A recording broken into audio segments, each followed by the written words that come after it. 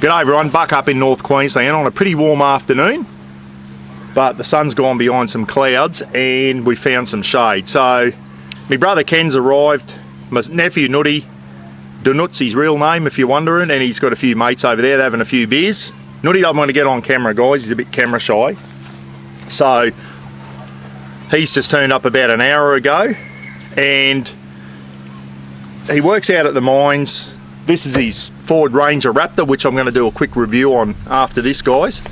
And Nutty doesn't camp. He's never camped. He's not into camping, but I think it's something he wants to get involved in. And I said, why don't you meet me up here at Rolling Stone, and so we can get together. My son Phil's going to come out. The Rogers boys are going to sit around and have a few beers. Something we haven't done for a long time, Ken. You, me, Nutty and Phil. And what better place to do it than get away from the house and sit around and have a few beers this afternoon with family and a few of Nutty's mates. It's going to be fantastic. So in the meantime, Nutty said, I haven't got anything to camp in. And I said, well, you've got a perfectly good King's store there in Townsville, go there. So he did. And he's not a keen camper, but I reckon this will get him into it. And as I keep saying, King's isn't the best gear on the market, but most people can afford it. And when you go around any campsite in Australia, you'll see a lot of Adventure King's gear because people can afford it. And you're probably thinking, oh, he's a bloody coal miner, he's got a Raptor and he's buying King's gear. And there'll be people in the comment section unloading. Well, who cares? It's his money, he can do what he wants with it. And as I said, run you through this. He's got the Big Daddy Deluxe swag. And for those watching, I am going to show you the best hack to get the sag out of the sides of that swag, guys. And it's the best by far. There's a few things out there to try and get the sag out of the side because it's such a big swag and it doesn't have the third bow in the middle. Really needs a third bow in the middle, but this is the next best thing. Okay, it doesn't come with a swag, it's an extra thing you're going to have to buy. I'll run you through that. So if you're out there and you've got a Big Daddy Deluxe swag and you don't like the side sagging in, I've got a fix for you. Stay tuned till the end of the clip, eh? What else did he get? Now listen, it was cheaper when you go to the King store to buy stuff in packages. So to buy the swag by itself, it was cheaper to buy the bigger bag. And let me tell you, instead of trying to squeeze the swag into a tight bag, this is a good size. So I think it was about, what was it, $150 something dollars? $158 for the swag and the bigger bag, guys. Oh, that's a pretty good deal, isn't it? As I said, I've got a mate out there, he's got kids, and he said, I wanted to get my kids into camping. He said the only way I could afford to do it was buy King's gear. And I keep saying it, it doesn't matter what you've got, it's as long as you're out enjoying yourself. So the swag and the bag. He also bought a sleeping bag. My son Phil's got these King's premium sleeping bags, and he said I rate them. He said they are very, very good. We're going to unbox this soon. Have a quick look.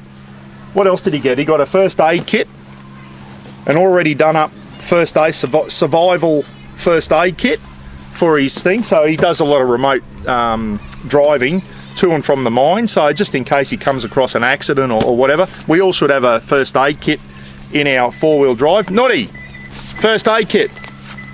Price? Was it really? $100. So I'm tipping it's the survival one there, Ken, which is a well-known brand. It's not a cheap King's brand, and it's got we won't go through it. That could be a separate clip down the track there somewhere. Yeah, the snake bite kit for 79, I think. Yeah, and a snake bite kit as well.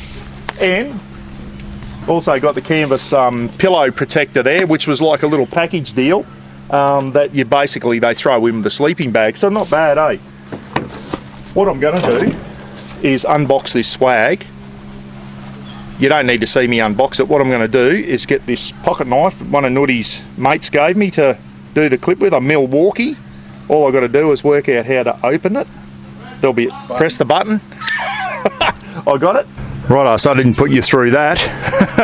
That's straight out of the box. So you've got your actual swag there. That was rolled up really tight in a plastic thing. So take it out, let it fluff up a bit. It's a 70mm mattress, so we've got to get the mattress inside that, and then you come with your top pole and then your two end poles there.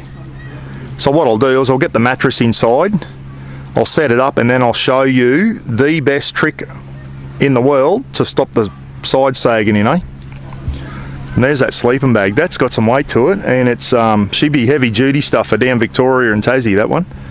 Righto, so that's the swag straight out of the bag. That is as brand new as it gets. Got a different, it's almost like they've made a ripstop type thing now. A few differences to the one I've got. This you've got to put the loop through there. That's new on the swag, but one thing that hasn't changed, it's still got a sag in the side. See there? So we've got this top one as tight as we can get it. There's still a sag in it. These swags really need the thing. This is the trick here, guys.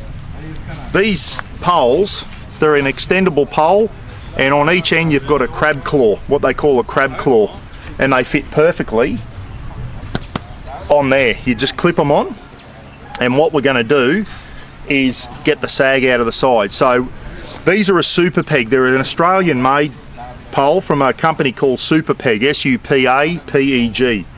Now, there's a lot of different types of poles and that. The one on Ken's swag has got the SWA008. I'll put it down in the description, superpeg.com.au. Go to poles and look up their extendable poles, the crab claw one. This one's an SWA008. I used to use it with my Oz10. I think this is going to be long enough as well. So what we do is about there, we give him a little snap on, like that, extend it, and watch what happens when I extend this pole. And twist. That's that side done. We'll do the other one. So we'll do it again here.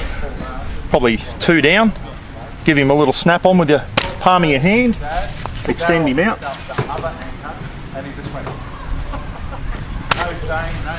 Extend it, not too tight. Straight down into 60 foot of water. There you go. And what that does now is gets a fair bit of the sag out of the side of the swag. Still got room there to unzip and roll out so you can get out for a tinkle at night. And I'll tell you the other thing it does, I'm going to get Ken to come over. It makes it more rigid now, so if you've got two people you can pick it up and move the swag around. It's not so wobbly, so it gives it some sort of structure so you can move it a lot easy. Ken, you want to come over and help me just grab that end of the swag, just show everyone how easy it is to move this now. Well, I just pick it up and it's a lot easier to move because it's basically given it some sort of framework. Okay, what we'll do, you want to pick him up again, move him out. I'm going to show. So there you go. That's it. That is the best modification you can do to a king swag. Grab a couple of those poles. Now listen, they're not cheap. Two of those poles are about 60 bucks each. Two poles, almost the cost of the swag. Ridiculous, isn't it? Australian made, that's why. There might be crab claw poles, extendable crab claw poles out there somewhere. A cheaper version, I don't know. You'll have to do some research yourself on that one, okay? The next thing I recommend you get from Shady Gear, Janet Shady Gear, two of these things, they're called shock locks. They're just like a bungee cord, Australian made once again, and I just permanently keep these on the storm flaps.